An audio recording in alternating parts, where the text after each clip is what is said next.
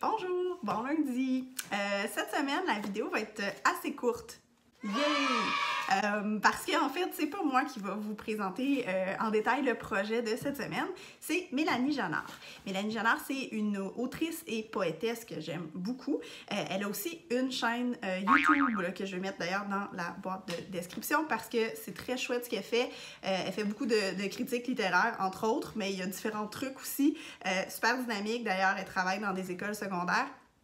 Donc, je la connais pas, mais je suis ouverte à devenir son amie si ça l'intéresse. Ça a l'air très cool. Cette semaine, je vous propose son projet qui a été fait dans le cadre de la journée du poème à porter qui était le 30 avril dernier. Bon, on est un petit peu en retard, mais c'est pas très grave.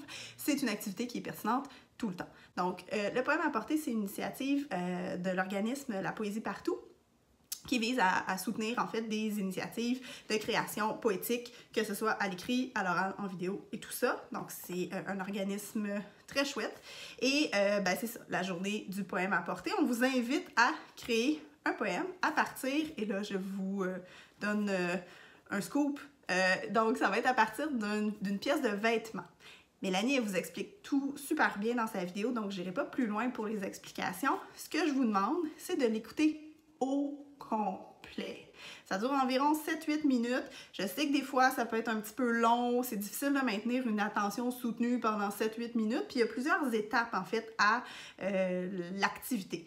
Je vous demande de respecter la démarche, c'est-à-dire d'y aller vraiment étape par étape, quitte à, par exemple, commencer la vidéo, écouter les explications, puis là, elle vous explique l'étape numéro 1. Puis là, vous pouvez faire pause. Vous voyez, là, j'ai fait pause. Puis allez vous activer, faire l'étape numéro 1 et y revenir un peu plus tard. Vous avez le droit de découper l'activité en plusieurs morceaux. Ça peut vous aider là, en ce qui a trait à conserver une attention soutenue. Et l'objectif de ça, c'est de faire l'activité le mieux possible. Là, vous allez dire, Anna, tu nous donnes encore de la poésie.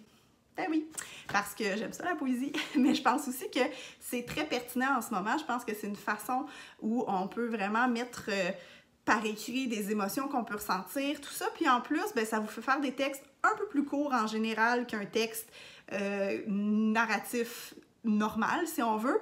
Et bonus, vous n'avez pas besoin de respecter toutes les règles d'orthographe grammaticale et de syntaxe qui régissent habituellement un texte courant ou un texte narratif sur la base du schéma narratif, par exemple. Donc ça, c'est un beau bonus pour vous. J'espère que vous allez faire l'activité. Si vous le faites, comme d'habitude, assurez-vous de me transmettre votre création. J'aime vraiment beaucoup vous lire. Abonnez-vous donc à la chaîne de Mel Janard, tant qu'à y être. Elle fait du contenu super pertinent et dynamique. Voilà. Donc, sur ce, je vous souhaite une bonne semaine. Je laisse la vidéo de Mélanie quelque part ici, je sais pas où. Puis, voilà, on se revoit la semaine prochaine. Bye bye!